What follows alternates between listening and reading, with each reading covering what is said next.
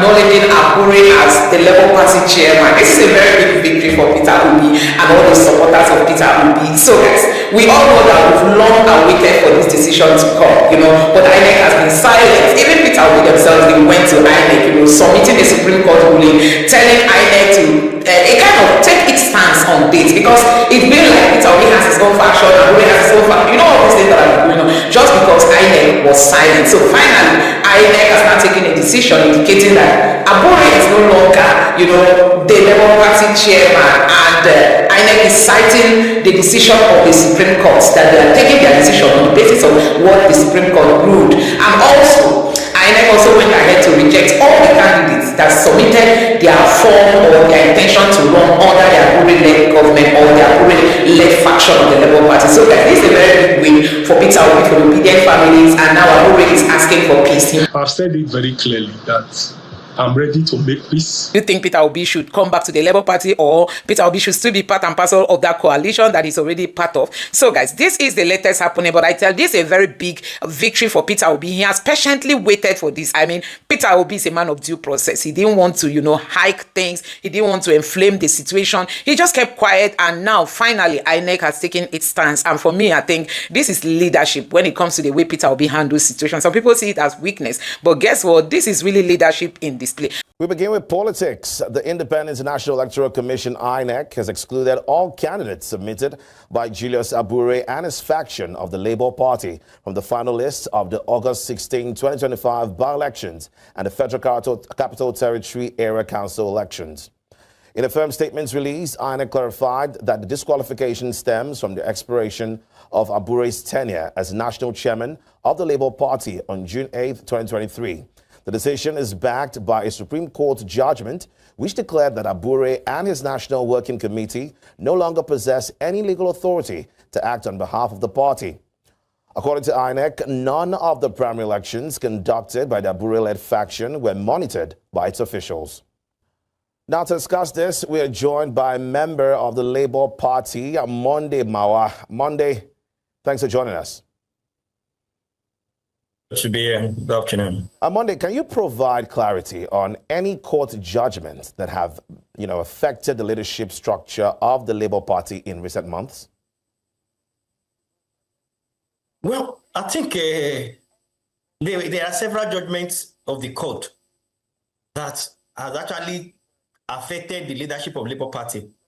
I think the most recent and most important of them all is the one of the Supreme Court, which was delivered recently. And don't forget, the Supreme Court is the apex court in Nigeria. In other words, it is the last court, and any judgment from that emanating from that court is to be respected and complied with by every person, authority throughout the Federal Republic of Nigeria. That is the provision of Section 287 of the 1999 Constitution as amended. Now that court in that judgment declared unequivocally that Abure is no longer the chairman of Labour Party. And that judgment by itself sacked Abure as the national chairman of Labour Party. And all we have expected all along is that INEC will come up with a position outlining itself with the position of the Supreme Court judgment, because they cannot go outside of that judgment. So I think what INEC has decided to do now is only trying to obey the judgment of the Supreme Court. I don't want to go back to other court judgment. Don't forget, there was a convention organized by Abure and some of his co-travelers in Nnewi in Anambra State. And that convention, INEC was invited, though they did not monitor it. But I'm not saying anyway that INEC monitoring of a convention gives any validity to it or otherwise. They did not monitor it. After that convention, Abure sent his name and those that he purportedly said emanated or emerged from the convention to INEC for recognition. And INEC refused. And when he discovered that INEC refused, he approached the Federal High Court, asking the court to compel INEC to recognize him and those that emerged from the primary. Somehow, somewhat, he got judgment from the Federal High Court sitting in Abuja before Justice Omotosho. That judgment was appealed to the Court of Appeal. Court of Appeal also affirmed the judgment of the lower court. Unfortunately, a further appeal to the Supreme Court by Nenadi-led fashion, the Supreme Court set aside the various judgment both from the High Court, the Court of Appeal, and held that the court themselves, they do not have the jurisdiction to dabble into the issue of leadership of Labour Party, and that they were wrong to have confirmed Abure as the national chairman of Labour Party. The Supreme Court thereafter set aside those judgments and declared that Abure is not chairman. And so I think that remains the position of the leadership issue in Labour Party as of today. And I think I've addressed this issue some time ago, that Abure can no longer parade himself as the national chairman of Labour Party in view of the judgment of the Supreme Court. All right, Mr. Monday. Mr. Monday, let's talk about factionalism now. I mean, what's it looking like? How is the party addressing concerns about factionalism, especially as it affects the electoral preparedness for the by-elections? Well, unfortunately, this is where we are. The Labour Party now has been divided into various factions. I can't even tell you now for sure that I know the numbers of factions that we have in Labour Party. We have the Apapa-led faction, which, as far as I'm concerned, is the authentic leadership of Labour Party today. Because if you remove the national chairman of a party, the deputy should assume office. And by section 14, sub B, 2, paragraph B of the Labour Party constitution, it says that in the absence of the national chairman, the deputy national chairman takes over. And Alhaji Lamidi Apapa is the deputy national chairman of Labour Party. So we have that Apapa fashion today, which I believe is the valid fashion. Then we also have the one Abure is also dragging, that we call it the Abure fashion. We now also have the Senator Nenadi-led fashion. Don't forget the case I just mentioned earlier on, where the Supreme Court sacked Abure. The case was prosecuted by Senator Nenadi-led fashion.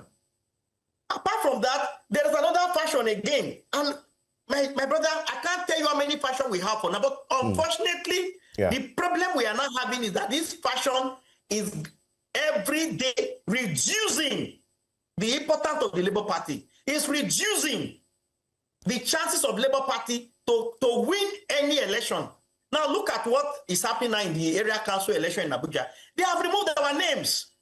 Because to be sincere, Inec is correct.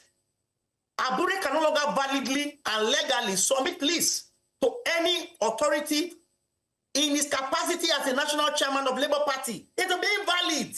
Now, Monday, still talking about the internal issues in the Labour Party, can you confirm, or do you think that the Labour Party is considering a reconciliation process, between the factions to, prevent further electoral setbacks? Yes, I can say that there are moves on the way. And I think a couple of weeks ago, we saw the former vice presidential candidate of the Labour Party, person of Senator Dati, who attended a meeting called by Abure and some of his group. And I think in that meeting, we're trying to mediate to see how it can bring everybody together. But the problem is this. Abure's insistence that he must be the chairman or nobody else is what is destroying the Labour Party today. And my advice is that we are moving forward now to see how everybody can be brought together. Because without that, we can't live where we are now. And don't forget, what we have now is a political problem. And every political problem, we always need a political solution to redress it. And I think, by God's grace, I think if Peter Obi also, if he does not leave us to go and join the ADC group, if he decides to come in and bring everybody together, I think this time, all of this lingering issue within the party would be resolved. And they will come back again as a stronger party, ready for the 2027 general election. All right, thank you so much, Mr. Monday, for having this conversation with us. And I'm hoping that indeed, the internal issues with the Labour Party will be sorted out so that future elections are not affected what's happening right now with what's happening in the by-elections coming up in Abuja. Originally formed in 2002, the Labour Party didn't get its big break till 2007 when Olusegun Mimiko made governorship headways and subsequently became the governor of Ondo State through the courts. Though the party is anchored on a people-centered ideology in view of the logo, which is the image of a man, a woman, and a child, it was best a party on the fringes until the 2023 elections. Having pulled out of the People's Democratic Party in 2022, Mr. Peter Obi joined forces with the Labour Party and instantly became a major force, emerging as the presidential candidate of the party for the 2023 election. Mr. Peter Obi will eventually emerge third in the election, but the party produces a governor and some federal and state lawmakers. However, the party plunged into a leadership crisis. First, the removal of the national chairman, Mr. Julius Abure, who was sacked by his word, and that gave room to Lamidi Apapa, who took over the reins of the party. The Nigeria Labour Congress, who is claiming custody of the party, also kicked against the leadership of Mr. Abure. Eventually, some of the leaders of the party settled for former finance minister, Mrs. Nenadi Usman, as the national chairman of the party. However, this has not settled the crisis in the party. Today, I'm a Labour Party member, and I remain in Labour Party. But we have all agreed to work in coalition for 2027 election. And for that, we've just adopted ADC. Going on, other parties, other individuals are going to still come in. But it's just like an unveiling, like you used it before, an adoption, which will still go into bringing other people together under the same umbrella and saying, we want better governance for this country.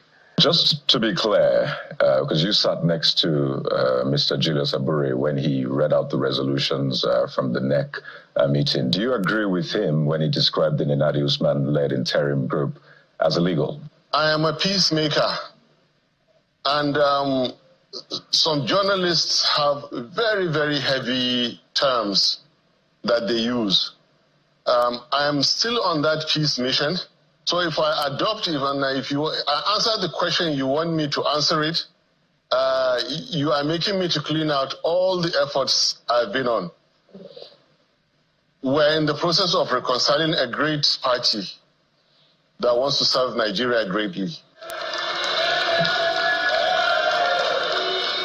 Already, some members of the party have started pitching their tent with other parties, especially the ruling All Progressives Congress.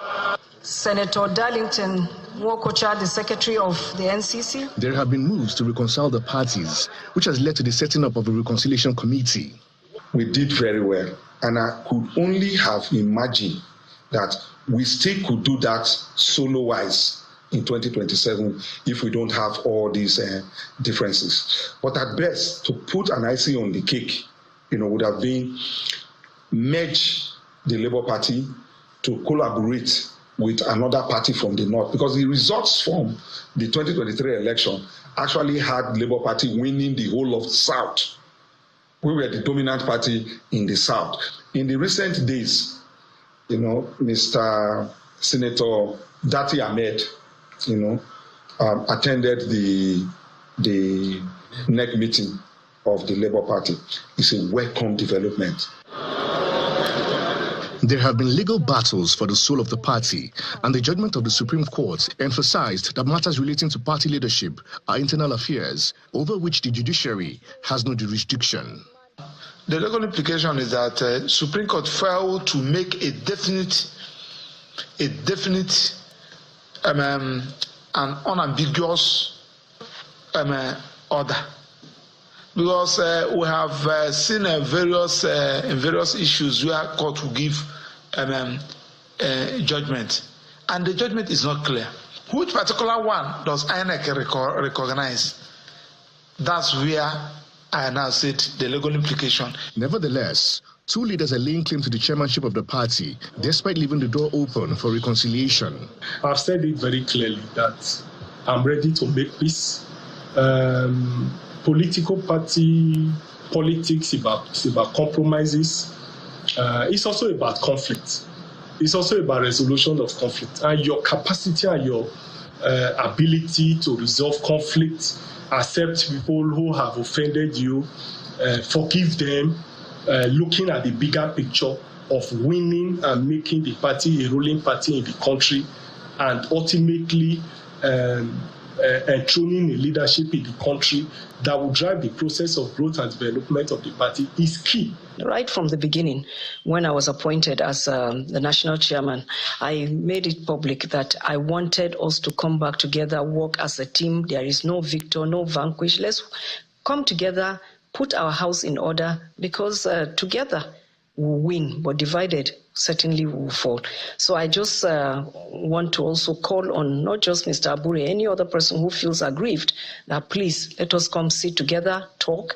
Congresses will soon start. If there's any position anybody is interested in, they can contest for it. The leaders of the party are optimistic that these issues will be resolved on time ahead of the 2027 general elections.